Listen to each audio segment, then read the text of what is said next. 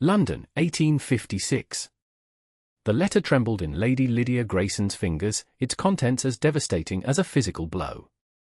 She read the words again, hoping they might somehow rearrange themselves into a less calamitous message, but they remained stubbornly unchanged.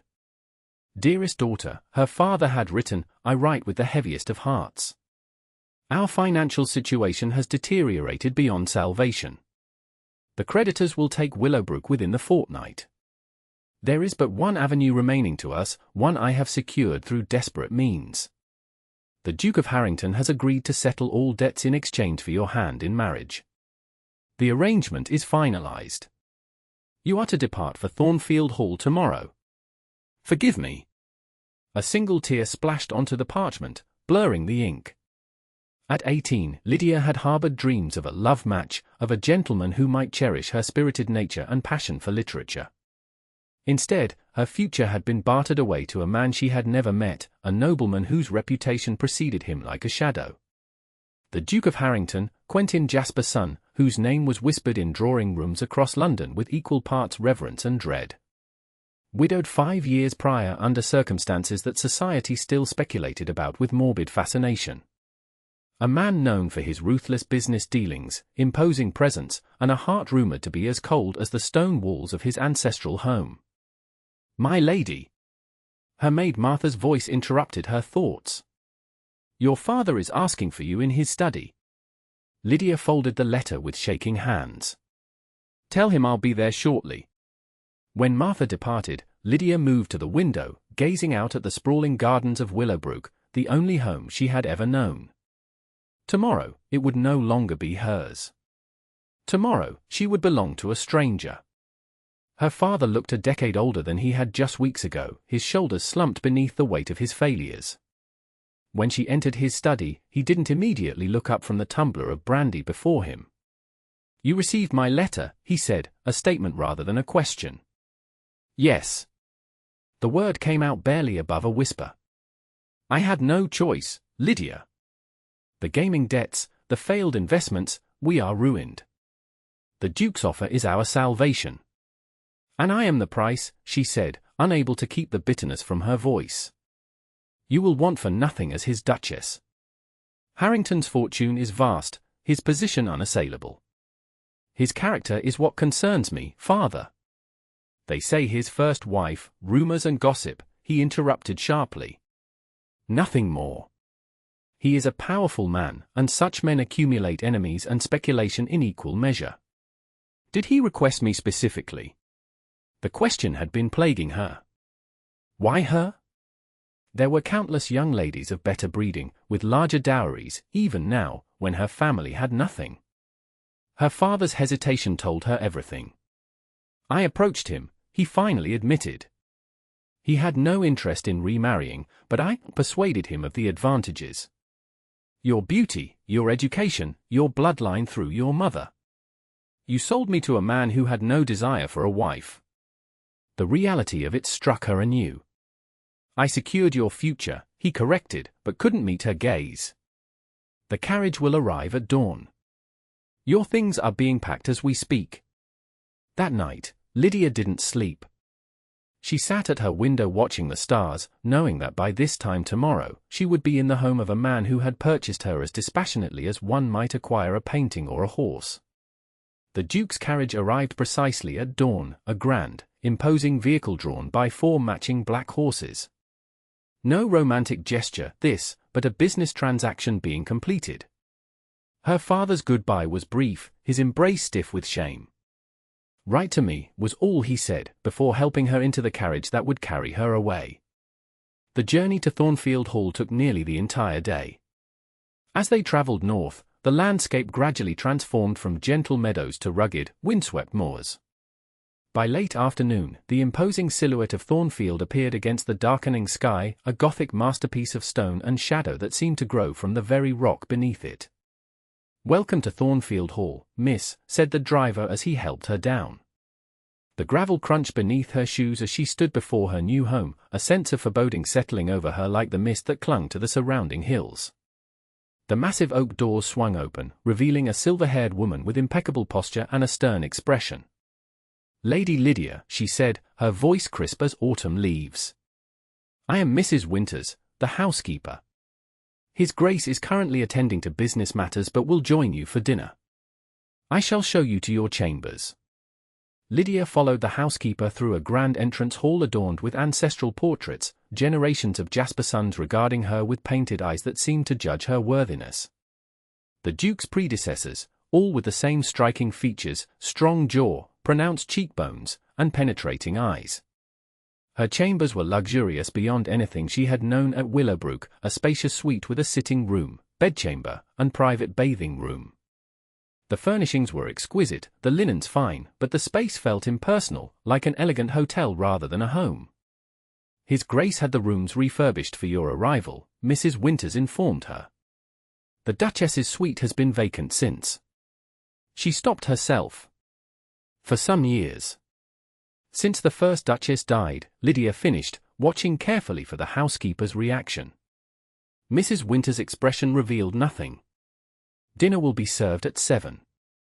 I'll send a maid to assist you in dressing.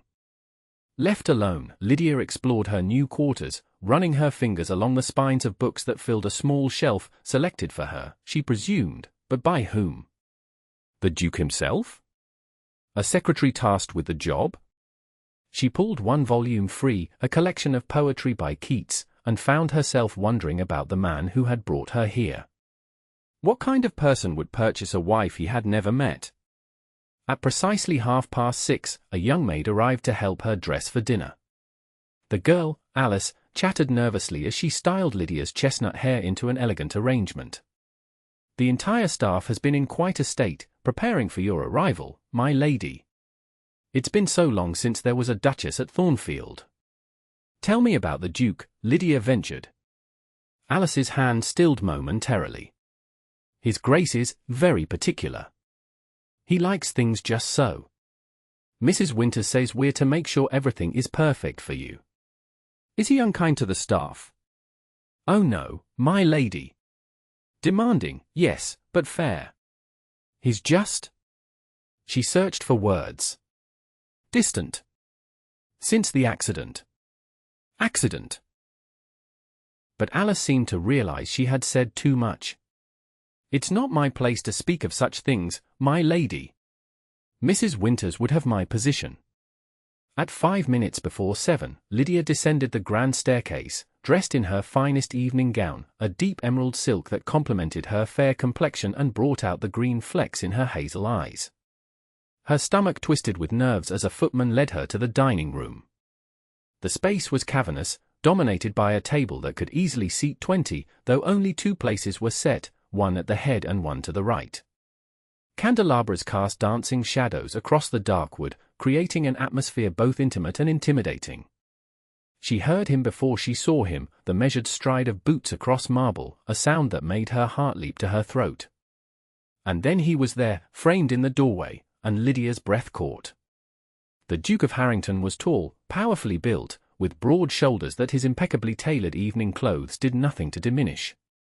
His features were as aristocratic as those in the portraits, strong jaw, straight nose, high cheekbones, but it was his eyes that arrested her. Grey as storm clouds, penetrating and intelligent, they assessed her with an intensity that made her feel laid bare. His dark hair was swept back from his forehead, a few strands of silver at the temples the only indication that he was not a young man, though neither was he elderly. Lydia guessed him to be in his late 30s, perhaps 40. Lady Lydia, he said, his voice deep and cultured, betraying no emotion whatsoever. I trust your journey was comfortable. Yes, Your Grace. Thank you for sending your carriage.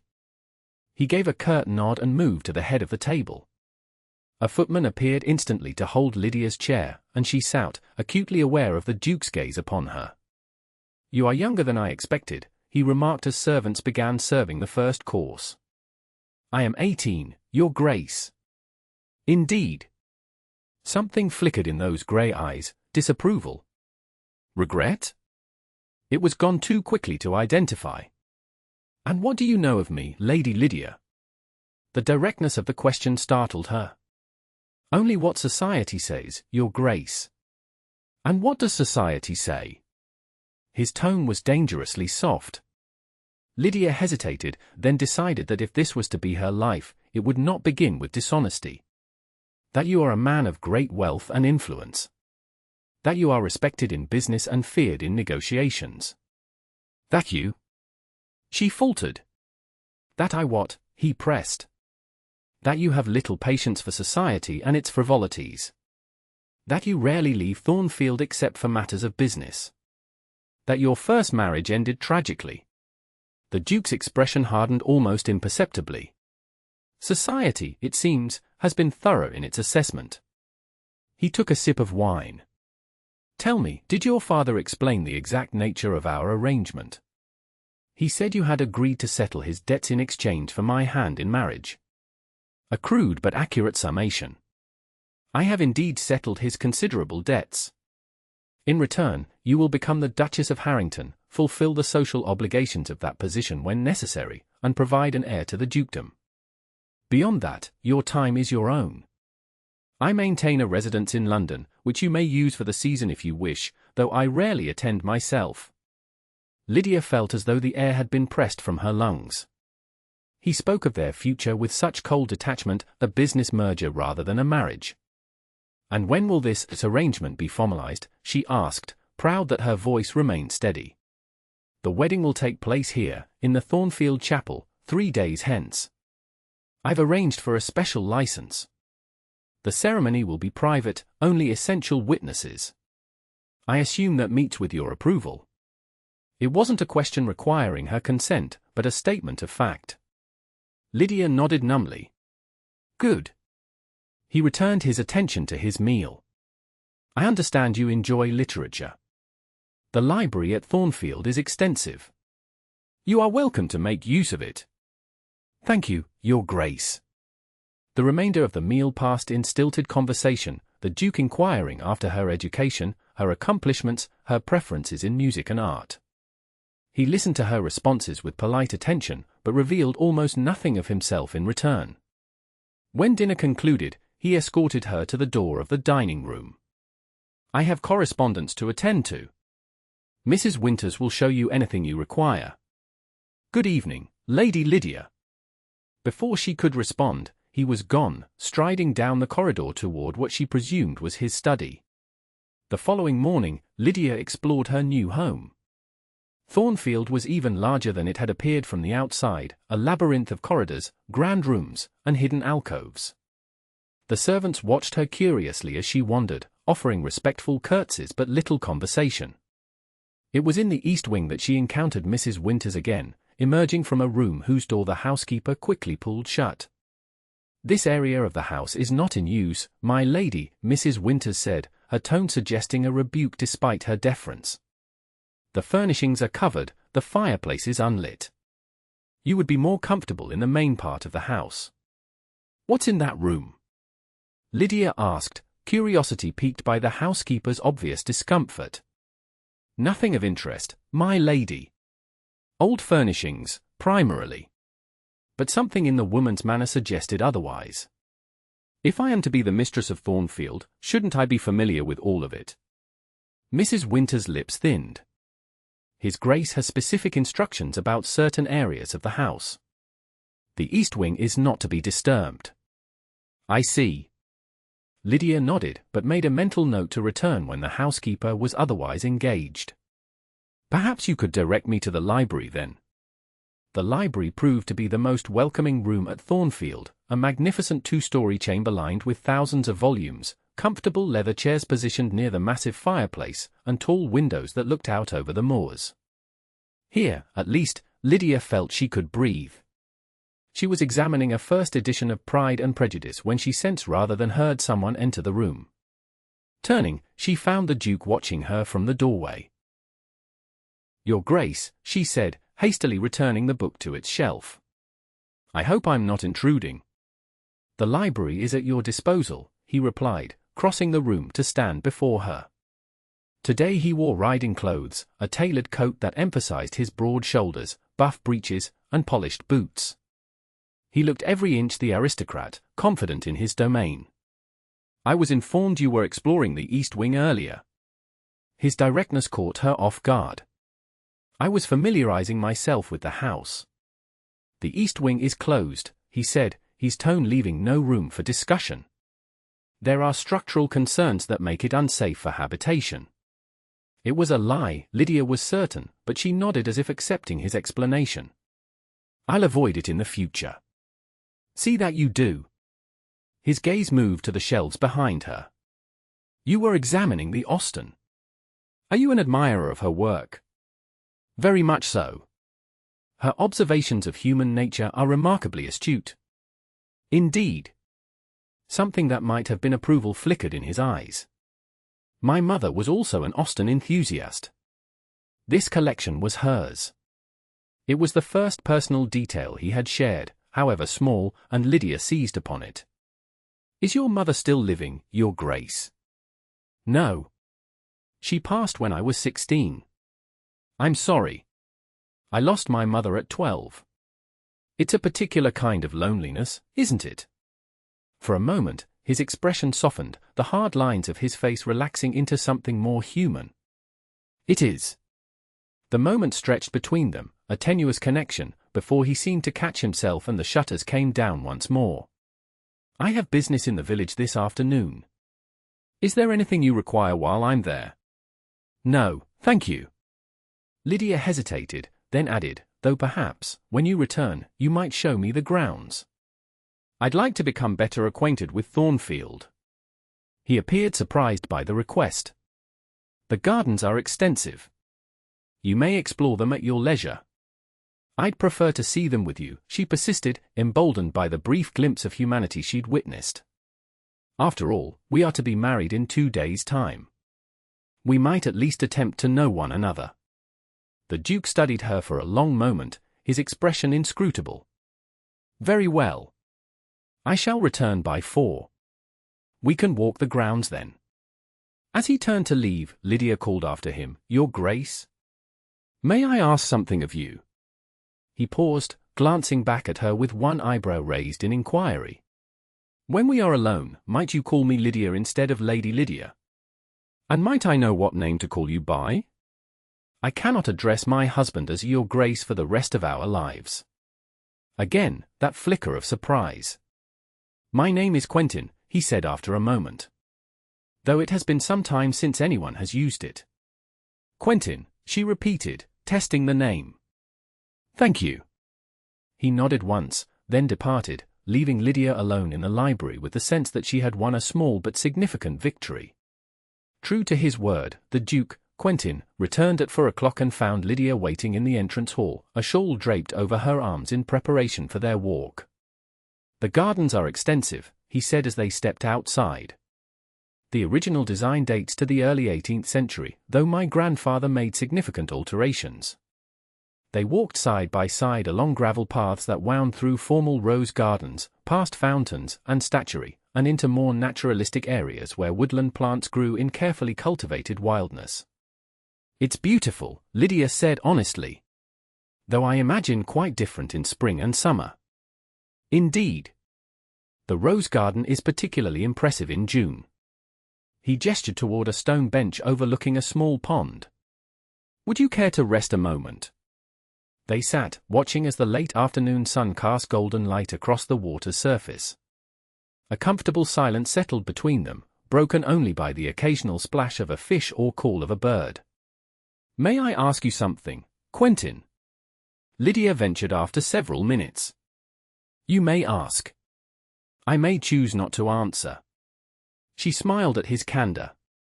Fair enough. Why did you agree to my father's proposal?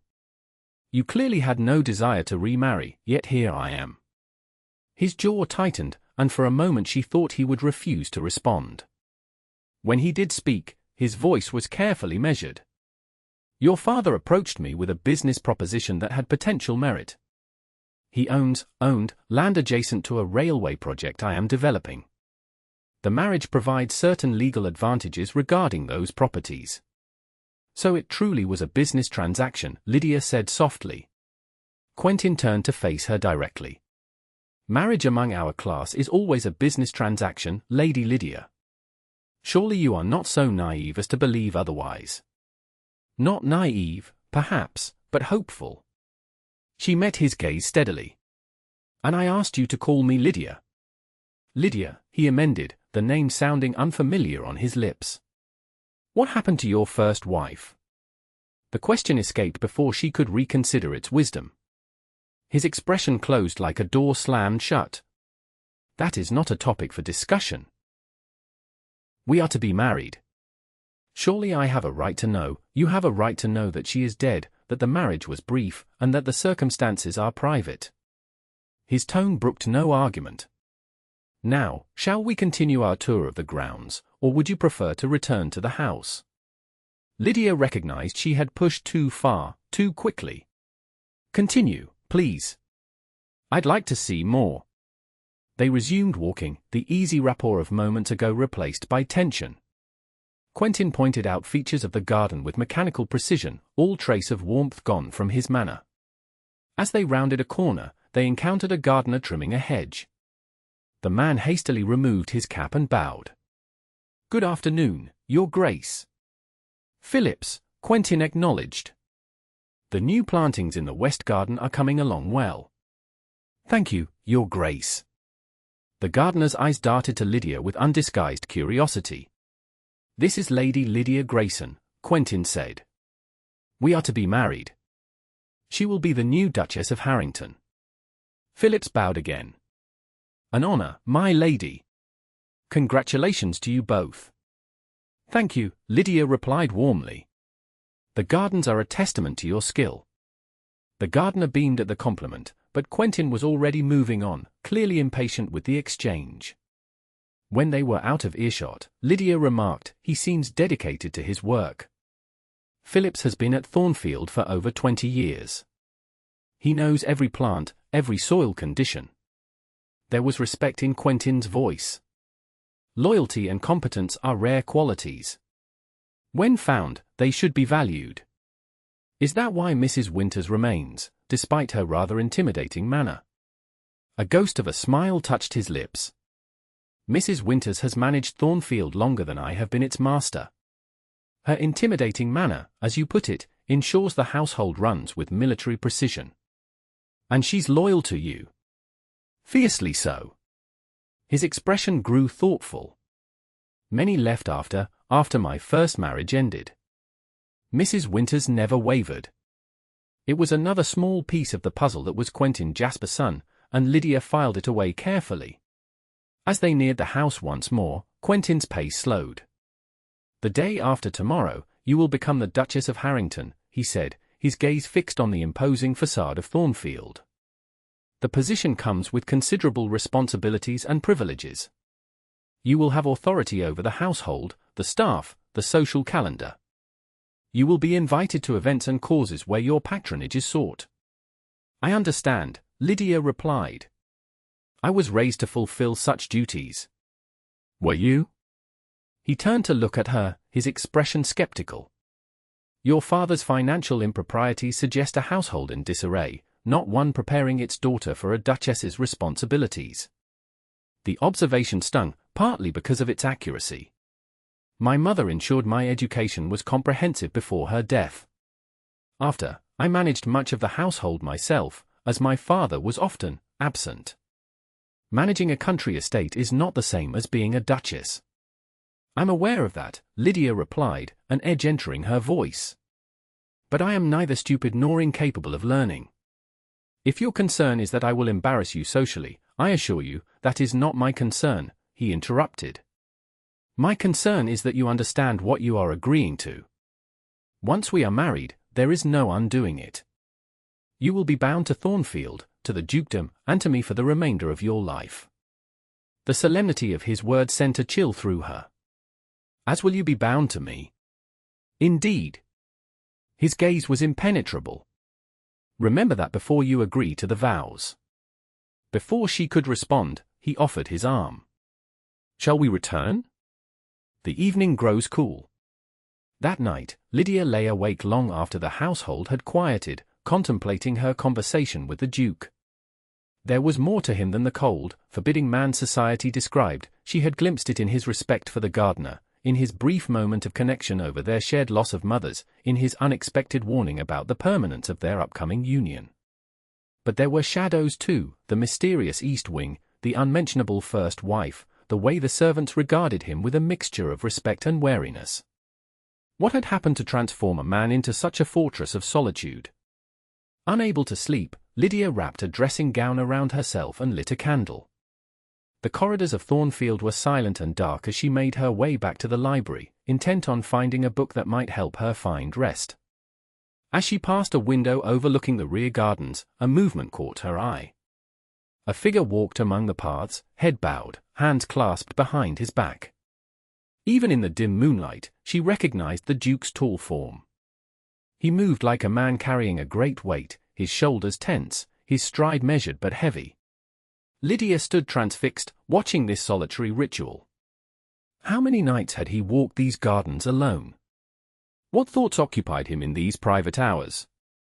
A floorboard creaked behind her, and she whirled to find Mrs. Winters standing in the shadows, her silver hair gleaming in the candlelight. "You should be abed, my lady," the housekeeper said, her tone neutral but her eyes sharp. "I couldn't sleep. I was going to the library for a book." Mrs. Winters' gaze moved to the window, to the figure in the garden below. "His Grace often walks at night when his thoughts trouble him." "What troubles him?" Lydia asked softly. The housekeeper studied her for a long moment. "It is not my place to say. But know this, my lady, his Grace has endured more than most could bear and remained standing. He does not easily trust, nor does he readily show what lies beneath his reserve. But there is honor in him, and fairness, and even kindness, though it is buried deep." It was the most the woman had ever said to her, and Lydia sensed an opportunity. "The East Wing," she ventured. "What is there that I am not to see?" Mrs. Winters' expression closed. "His Grace has his reasons for keeping that part of the house sealed. Respect them, my lady. For all our sakes." With that cryptic statement, the housekeeper gestured toward the library. "I'll bring you some warm milk to help you sleep after you've selected your book." The day before the wedding dawned grey and misty, the moors surrounding Thornfield barely visible through the fog that clung to the landscape. Lydia spent the morning with the local vicar, reviewing the ceremony, then met with Mrs. Winters to discuss the small wedding breakfast that would follow. The Duke was absent, having ridden out early to attend to estate business, according to the footman who served her breakfast. His absence left her with an unexpected sense of disappointment, a feeling that surprised her given their brief acquaintance.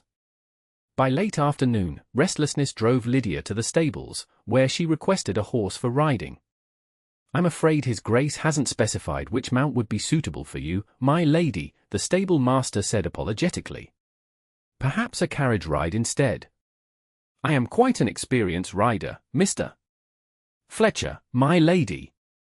"Mr. Fletcher. I assure you I can manage any gentle horse you might recommend." Fletcher hesitated, then nodded. "Marigold is steady and well-mannered, my lady. She was bred here at Thornfield." Within minutes, Lydia was mounted and riding toward the moors, a groom following at a discreet distance despite her protests that she needed no escort. The fresh air and exercise lifted her spirits, and as she guided Marigold along a well-worn path, the landscape opened before her, wild, beautiful, and untamed. She had ridden for perhaps half an hour when she spotted another rider approaching from the opposite direction. Even at a distance, she recognized the Duke's commanding posture and the powerful black stallion beneath him. He reined in sharply when he saw her, surprise evident in his expression as he waited for her to draw alongside. "I didn't expect to find you out riding," he said by way of greeting. "I needed air and exercise," Lydia replied. "Mr. Fletcher was kind enough to lend me Marigold." Quentin's gaze moved to the mare, assessing. "She's gentle but spirited. A good match." Whether he meant for the horse and rider, Lydia couldn't tell. "Were your business matters concluded successfully?" she asked as they fell into step, riding side by side. "Well enough."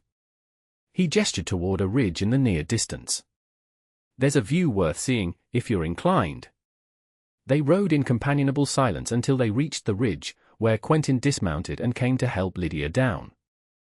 His hands at her waist were strong and sure, lifting her effortlessly from the saddle.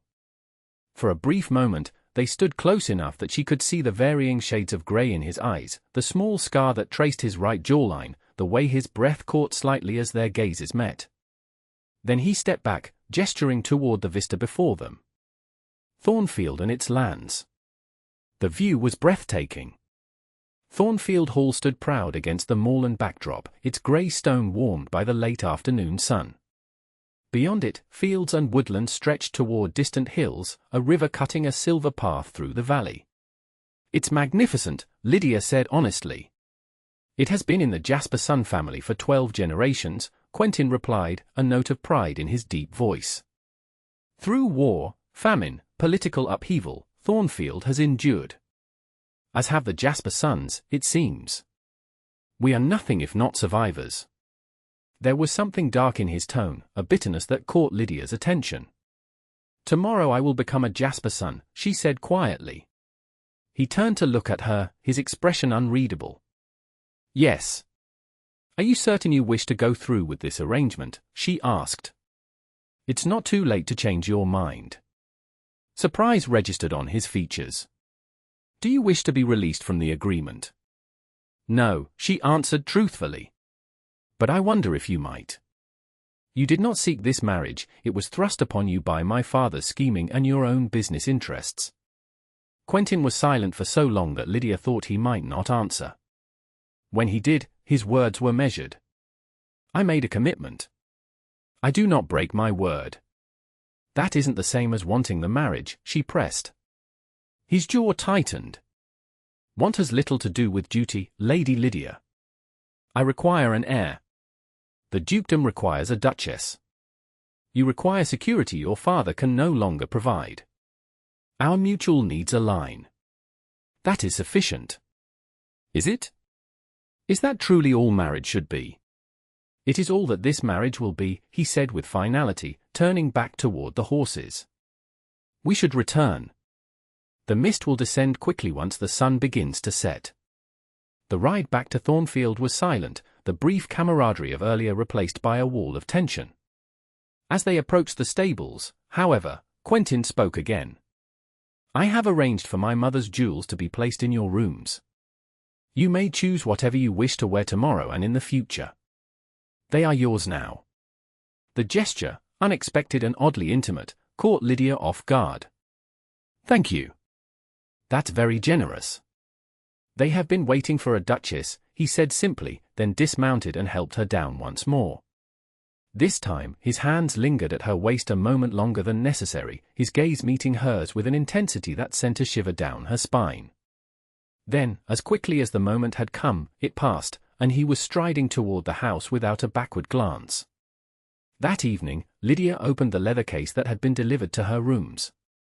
Inside, resting on black velvet, lay the Jasper Sun family jewels, diamonds, emeralds, sapphires, and rubies set in gold and platinum, each piece more magnificent than the last. But it was a simple pearl choker with a single diamond clasp that caught her eye, elegant, understated, yet undeniably beautiful. As she held it to her throat, she noticed a small inscription on the inside of the clasp, "To Eleanor, my heart." QJ. The Duke's father to his mother, she realized. A love token, not merely a piece of jewelry. She set it aside with care, choosing instead a diamond and sapphire set that seemed more fitting for a bridal ensemble. That night, she dreamed of the East Wing, of locked doors and secrets, and of grey eyes that held depths she had only begun to fathom. The wedding day arrived with unexpected sunshine breaking through the customary moorland mist. Lydia stood before the mirror as Alice arranged her hair, weaving pearls and small white flowers through the intricate coils and braids. Her gown was cream silk, simply cut but exquisitely tailored, with a modest train and delicate lacework at the bodice and sleeves. "You look beautiful, my lady," Alice said, stepping back to admire her handiwork. "Like a true duchess." "Thank you, Alice."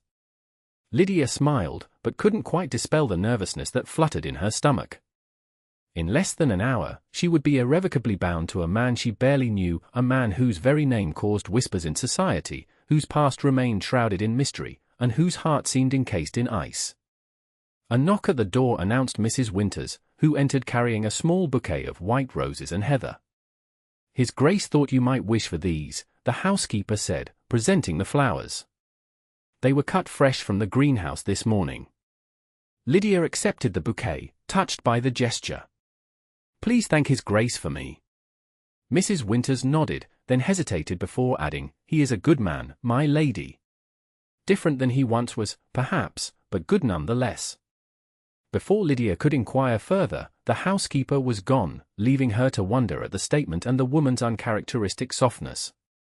The Thornfield Chapel was a small but beautiful space, with stained glass windows casting colored light across stone floors worn smooth by centuries of jasper-sun feet. Only a handful of people were present, the vicar, Mrs. Winters, Fletcher, and a few other senior household staff serving as witnesses. And Quentin, standing at the altar in formal morning dress, his bearing aristocratic and imposing. When he turned and saw her, something flickered in his eyes, surprise, perhaps, or appreciation. He inclined his head slightly in greeting as she approached. The ceremony was brief, the ancient words echoing in the small space as they pledged themselves to one another. When Quentin slid the ring onto her finger, a band of gold set with small diamonds, his hands were steady, his touch gentle. "I, Quentin James Jasper-son, Duke of Harrington, take thee, Lydia Elizabeth Grayson, to be my wedded wife." His voice was deep and clear, giving no hint of any emotion beneath the formal words. "With this ring, I thee wed, with my body I thee worship, and with all my worldly goods I thee endow." And then it was done. The vicar pronounced them husband and wife, and Quentin leaned forward to place a chaste kiss upon her lips, the briefest touch, yet Lydia felt it like a spark against her skin. "My Duchess," he murmured as he drew back, so quietly that only she could hear. The wedding breakfast was served in the small dining room, an elegant but subdued affair. The staff offered their congratulations with genuine warmth, though Lydia noticed they directed most of their good wishes to her rather than to the Duke. As they raised glasses in a toast, she caught Quentin watching her, his expression thoughtful. When their eyes met, he didn't look away, holding her gaze with an intensity that made her heart quicken. After the meal concluded, the Duke excused himself to attend to correspondence, leaving Lydia to return to her rooms alone. As she changed from her wedding gown into a simpler day dress, she wondered what would happen that night. Would he come to her? Would he expect her to come to him? The marriage contract was clear on the necessity of an heir, but beyond that, their arrangement remained undefined. Restless and unable to focus on reading or needlework, Lydia found herself drawn once more to the East Wing. With most of the staff occupied with clearing away the wedding breakfast, the corridors were deserted, and she moved quietly toward the forbidden area of the house. The door Mrs. Winters had emerged from days earlier was locked, but a second door further down the corridor yielded to her touch. Inside was a sitting room, dusty but not decrepit, the furniture covered with white cloths that gave the space a ghostly appearance. Lydia moved carefully through the room, lifting one cloth to reveal a delicate lady's writing desk, another to uncover a settee upholstered in faded blue silk. This had been a woman's domain, the first Duchess of Harrington, perhaps? A door at the far end opened into a bedchamber, spacious, with tall windows overlooking the moors. Unlike the sitting room, this space showed signs of violent disruption. A mirror lay shattered on the floor, its frame bent and tarnished. The bed curtains had been partially torn from their rails, and a painting hung crooked on the wall, its canvas slashed. Lydia's heart pounded as she surveyed the destruction. What had happened here? And why had it been left this way, preserved in its ruin like a grotesque museum? On an upended bedside table lay a small book bound in red leather. Lydia picked it up, brushing dust from its cover, and opened to the first page, where flowing feminine handwriting proclaimed, "The Personal Journal of Vanessa Jasper-son, Duchess of Harrington." Her hands trembling, Lydia turned the pages, scanning entries that detailed the early days of Vanessa's marriage to Quentin, her delight in Thornfield, her passion for her new husband, her efforts to win the approval of the staff. But as the entries progressed, the tone changed. "Q was cold again today," one entry read. "When I asked what troubled him, he turned away as if I were a stranger rather than his wife. There are times when I feel I married a ghost rather than a man." And later, the doctor has confirmed what I suspected. I am with child. Q received the news with such indifference that I might have been telling him about the weather. Does nothing move him? Does he not understand what this means for us, for Thornfield? Lydia's breath caught. Quentin's first wife had been pregnant? What had happened to the child? She turned more pages, finding increasingly desperate entries. He spends all his time with that architect, Crawford, planning some ridiculous railway project. When I tell him the baby has moved, he merely nods. I might as well be speaking to the walls. Mrs. Winters caught me crying today. She was kind, in her way, but I saw the judgment in her eyes. She thinks me hysterical, unfit to be Duchess. Perhaps she is right. And then, most chillingly, I cannot bear it any longer. His indifference is worse than cruelty. At least in cruelty there is passion, some recognition of one's existence. I have decided what must be done. May God forgive me. The final entry was dated 5 years ago. With shaking hands, Lydia closed the journal, her mind racing. What had Vanessa decided? What had she done? A noise from the corridor startled her, footsteps approaching. Hastily, she replaced the journal where she had found it and moved toward a connecting door, slipping through it just as the main door to the bedchamber opened. She found herself in a dressing room, its walls lined with wardrobes, a dressing table positioned before a cracked mirror. From here, she could hear movement in the bedchamber, someone walking slowly, deliberately across the floor. Peering through a crack in the connecting door, she saw Quentin standing in the center of the room, still dressed in his wedding clothes, his expression one of such profound grief that Lydia had to stifle a gasp. He moved to the damaged painting, straightening it with a gentleness that belied its ruined state, then sank onto the edge of the bed, his head bowed. "Vanessa," he said quietly to the empty room. "I have remarried. She is young, innocent. She deserves better than me, but the arrangement is made. I thought you should know." He fell silent, and Lydia held her breath, afraid to move, aware she was witnessing something deeply private. After several long moments, Quentin rose, composing himself visibly. "Goodbye, Vanessa," he said, then turned and left the room, closing the door firmly behind him. Lydia waited until his footsteps had faded before emerging from her hiding place. Her mind whirled with questions. Quentin had spoken to his dead wife as if confessing, as if seeking permission. But the journal suggested a marriage fraught with tension, a wife driven to some desperate act. And what of the child? What had happened to Vanessa's baby? She made her way back to her chambers undetected, but the encounter had shaken her deeply. The man she had married that morning was more complex, more wounded than she had imagined. His coldness was not cruelty but a defense, a wall built around grief so profound he could only acknowledge it in private.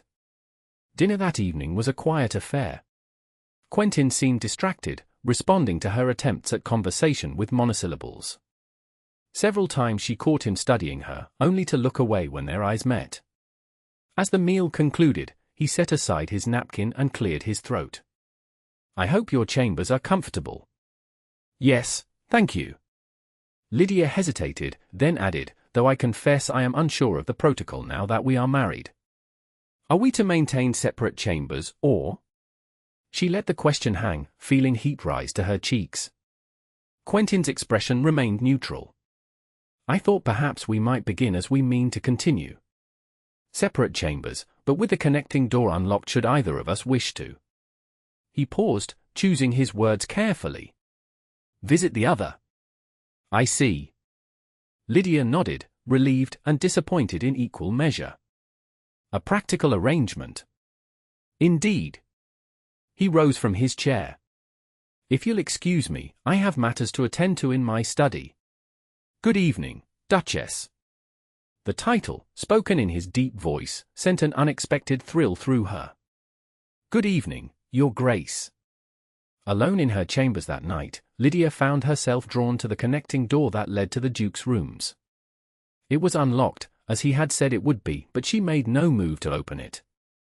Instead, she sat at her dressing table, brushing out her long hair, considering all she had learned that day. Her husband was a man haunted by his past, by a marriage that had ended in tragedy, by a grief he could not or would not share.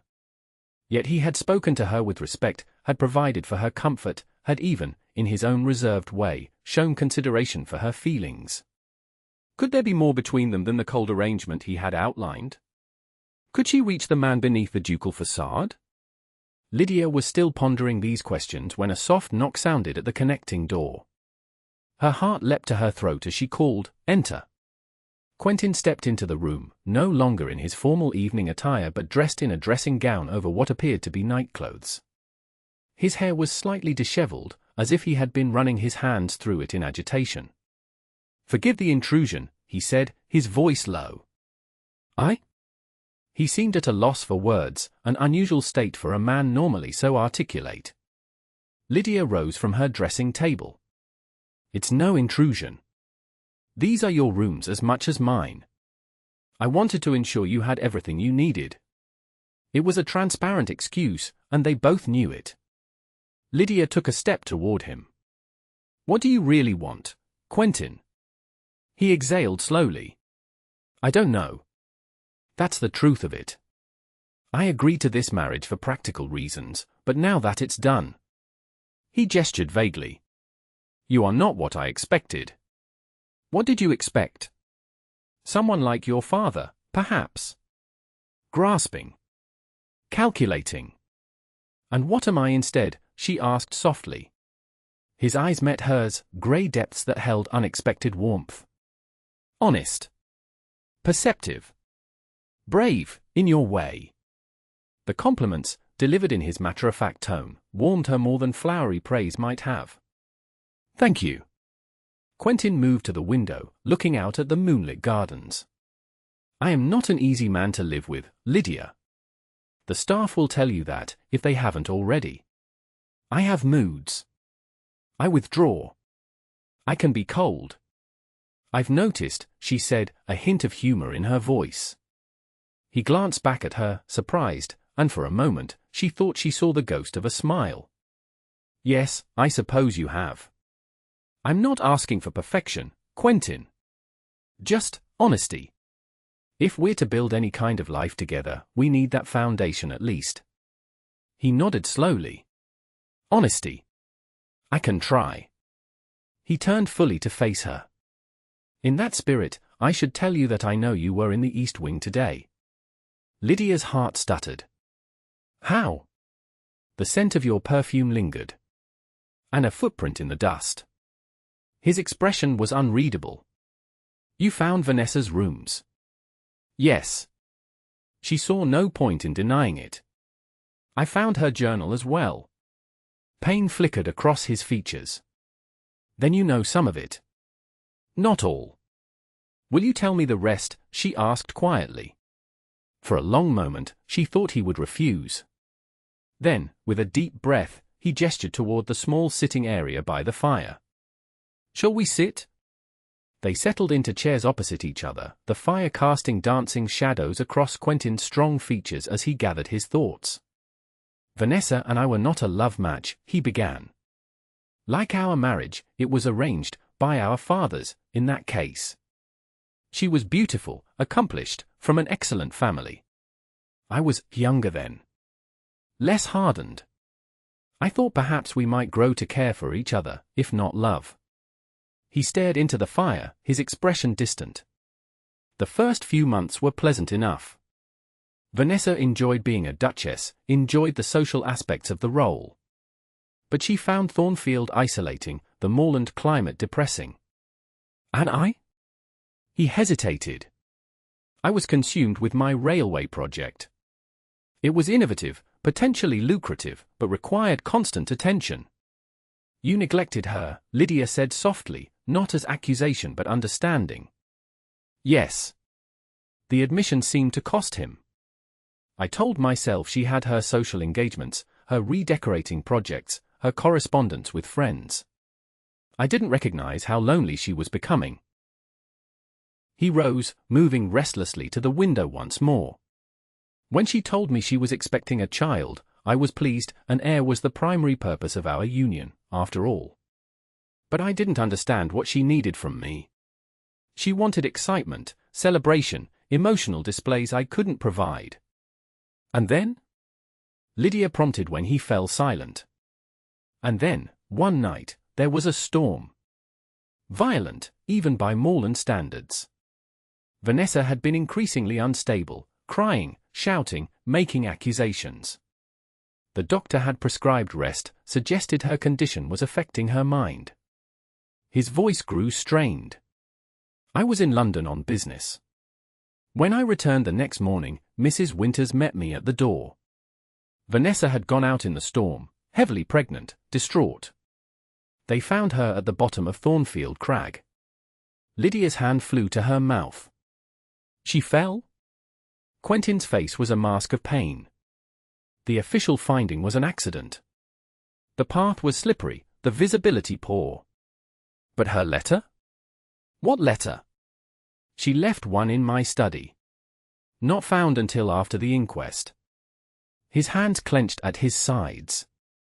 She wrote that she could no longer bear my indifference, that she was setting me free, that she hoped in death she might finally command the attention she could never secure in life. The anguish in his voice pierced Lydia's heart. She took her own life. And our child's with her. He turned to face her, his expression ravaged by grief and guilt. I drove her to it with my neglect, my emotional absence. Her blood is on my hands. Lydia rose and moved toward him, drawn by a need to comfort that overrode all caution. No, Quentin. Vanessa made her choice, however desperate, however tragic. You bear responsibility for your part in her unhappiness, yes, but not for her final act. The world didn't see it that way, he said bitterly. There were whispers, rumors. That I had pushed her. That I had arranged it to be free of her. That I never wanted the child. Is that why you keep her rooms as they were? As penance? He looked surprised by her perception. Perhaps. Or perhaps because changing them would be another kind of betrayal. Impulsively, Lydia reached for his hand. After a moment's hesitation, he allowed her to take it, his fingers cool against hers. I'm sorry for your loss, she said simply. Both of them. Quentin looked down at their joined hands, then back to her face. Now you understand why I warned you about this marriage. I am not whole, Lydia. I don't know if I can be what a wife needs. I'm not asking you to be anything other than honest with me, she replied. The rest, we can discover together. Something shifted in his expression, a softening, a lowering of guards. Slowly, hesitantly, he raised his free hand to touch her cheek, a whisper of contact that nonetheless sent warmth flooding through her. It's late, he said, his voice husky. You should rest. Lydia nodded, but neither of them moved, caught in the fragile moment between them. Quentin, she said softly, I would like to try to build something real between us. Not just an arrangement, not just a business transaction. Something true. Would you be willing to try as well? He studied her face, searching for something, sincerity, perhaps, or strength. Whatever he sought, he seemed to find it, for he nodded slowly. Yes, he said. I am willing to try. The weeks that followed saw a gradual but unmistakable thawing in Quentin's demeanor. He began joining Lydia for breakfast each morning, inquiring about her plans for the day, even offering suggestions for walks or rides she might enjoy. In the evenings, they would often sit in the library, reading in companionable silence or discussing books, current events, or estate matters. Lydia, for her part, immersed herself in learning about Thornfield and its operations. She reviewed household accounts with Mrs. Winters, visited the tenant farms with Fletcher, and began a correspondence with the local vicar's wife about charitable initiatives in the nearby village.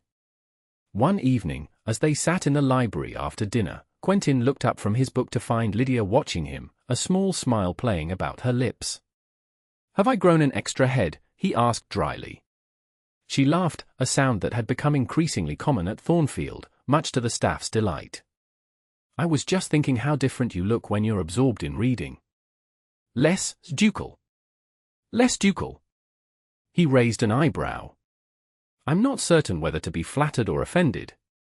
Flattered, Definitely. She set aside her own book and moved to perch on the arm of his chair, a familiarity she would never have dared weeks ago. You look more approachable, more human. Ah, so I'm typically inhuman. There was amusement in his voice rather than affront. You know what I mean. She nudged his shoulder gently. The Duke of Harrington is a formidable figure. Quentin is something else entirely. He caught her hand in his, a casual touch that nonetheless made her pulse quicken. And which do you prefer? Both have their merits, she replied teasingly. The Duke is quite impressive at managing estate matters and intimidating impertinent callers. But Quentin? She met his gaze. Quentin is the one I've come to care for. The admission hung between them, honest and vulnerable. Quentin's expression softened, and he brought her hand to his lips, pressing a kiss to her knuckles. Lydia, he began, but was interrupted by a sharp knock at the library door. Mrs. Winters entered, her usual composure notably absent. Your Grace, forgive the interruption, but there is a visitor.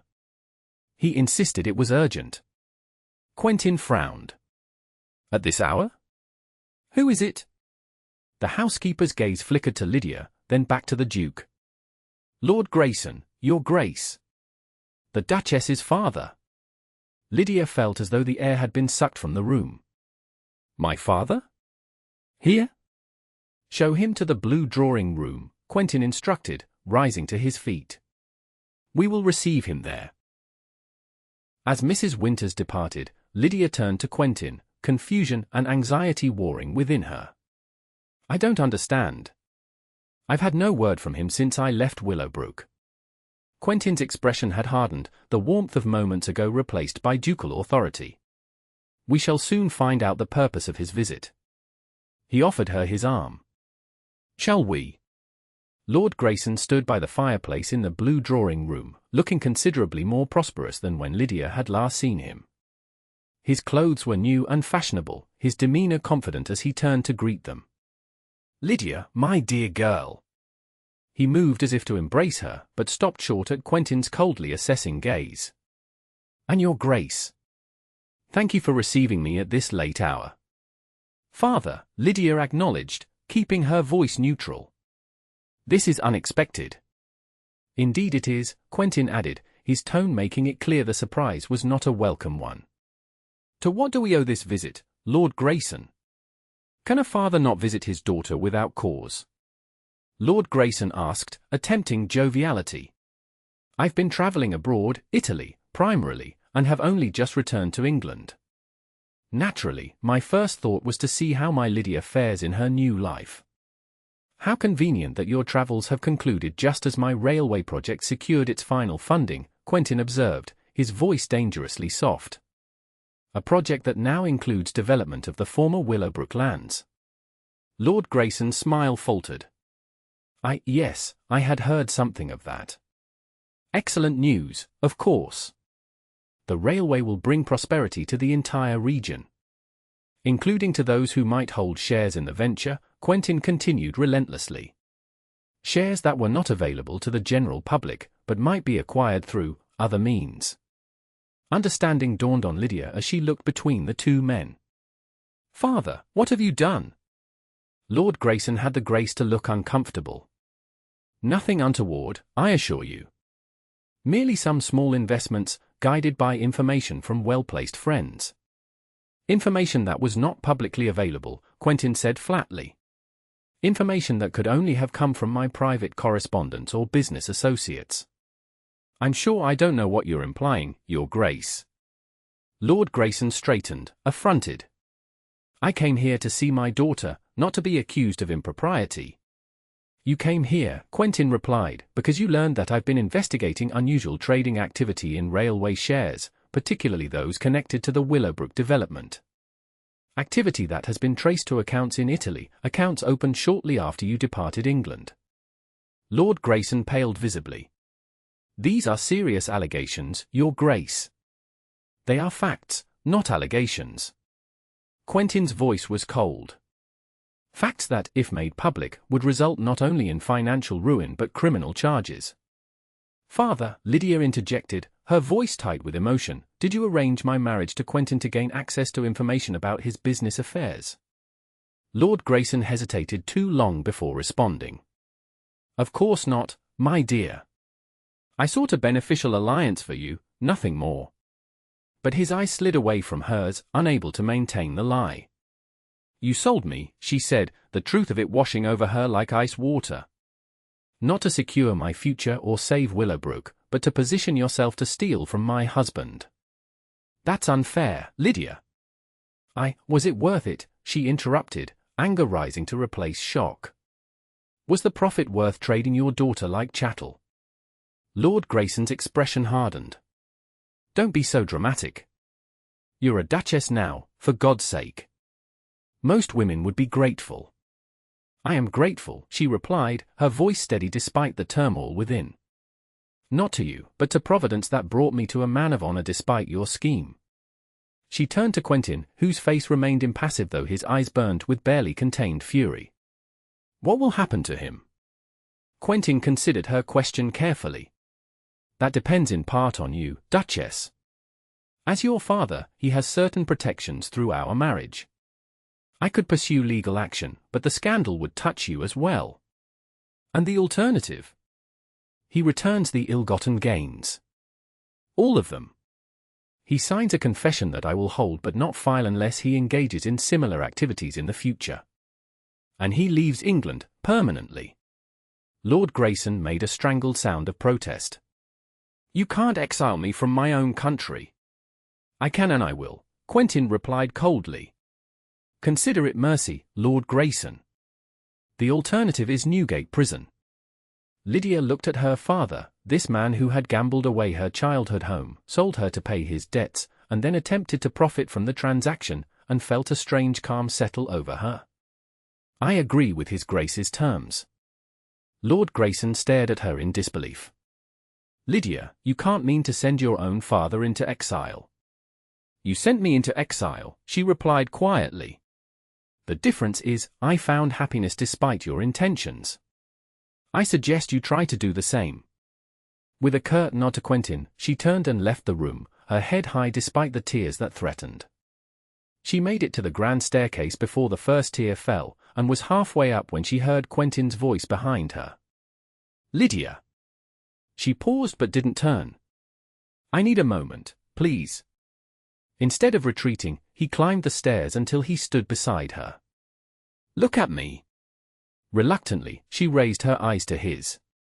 Instead of the pity or awkwardness she had expected, she saw only understanding and a fierce, protective anger that was not directed at her. You have nothing to be ashamed of, he said firmly. Your father's actions reflect on him, not on you. I know, she whispered. But it hurts nonetheless. Without hesitation, Quentin drew her into his arms, holding her against his chest as the tears finally came in earnest. He didn't speak, didn't offer platitudes, just provided the solid strength of his presence until the storm of emotion had passed. When at last she drew back, embarrassed by the dampness she'd left on his waistcoat, he tilted her chin up with gentle fingers. Better, he asked. She nodded. Thank you. I'm sorry for, don't apologize, he interrupted. Not for feeling, not for showing it. Not with me. The tenderness in his voice, in his touch, made something bloom in Lydia's chest, something warm and hopeful that pushed back against the hurt and betrayal. What will happen now? She asked. Your father will sign the documents my solicitor is preparing. He will return what he stole. And he will leave England within the fortnight. Quentin's expression was resolute. He will not hurt you again, Lydia. I promise you that. She believed him. Despite their unusual beginning, despite the arrangement that had brought them together, she trusted this man who now stood beside her, her champion against the very person who had delivered her to him. Thank you, she said simply, then, impulsively, rose on tiptoe to press a kiss to his cheek. The contact, brief and chaste, nonetheless sent a current through both of them. Quentin's breath caught, and for a moment, Lydia thought he might pull away.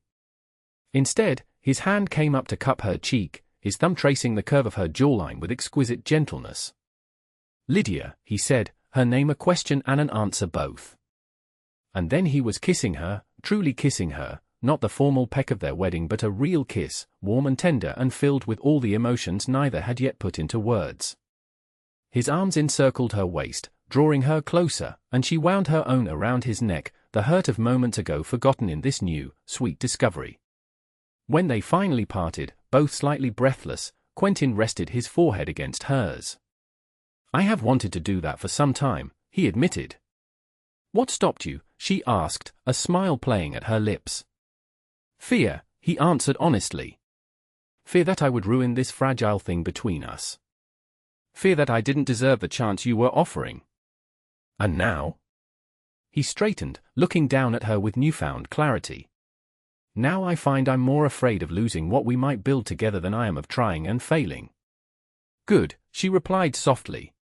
"Because I have no intention of allowing you to fail, Your Grace."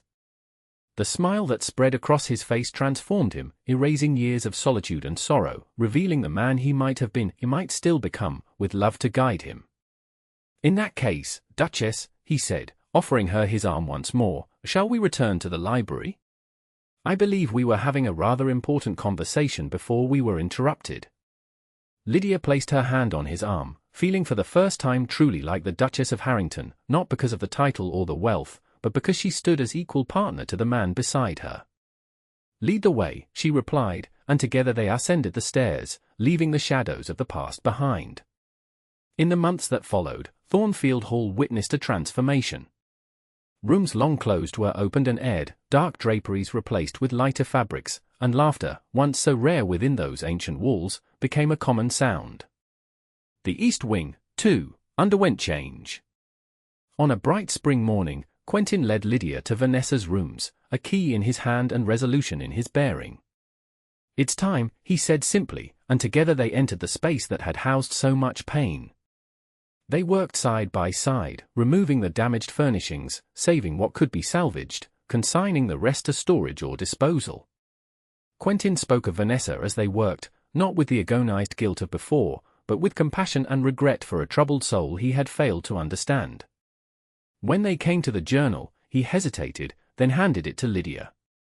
"Keep it," he said, "as a reminder to us both of the cost of silence and distance." By summer, the East Wing had been transformed into a nursery and adjoining family apartments, a hopeful space for the future rather than a mausoleum to the past. And by autumn, that hope had taken tangible form. "Are you certain?" Quentin asked, his eyes wide with wonder as Lydia shared her news. "Quite certain," she replied, placing his hand over her still flat stomach. "Dr. Marlowe confirms it. We will welcome our child in early spring." The joy that spread across his features was like sunrise breaking over the moors, radiant, transformative, illuminating all it touched. He gathered her in his arms, holding her as if she were the most precious thing in the world. "Thank you," he whispered against her hair. "For this, for everything, for melting the ice around my heart when I thought it frozen beyond recovery." Lydia leaned back to look up at him, this man who had purchased a bride but won a partner, who had offered an arrangement but found a love story. "It was always there," she said softly, placing her hand over his heart. "Waiting for someone stubborn enough to find it."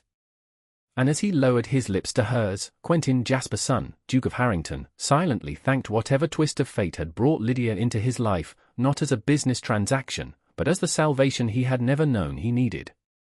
Outside, the moorland wind swept across Thornfield's ancient stones, but within, all was warmth and light and promise, a legacy of love for generations of Jaspersons yet to come.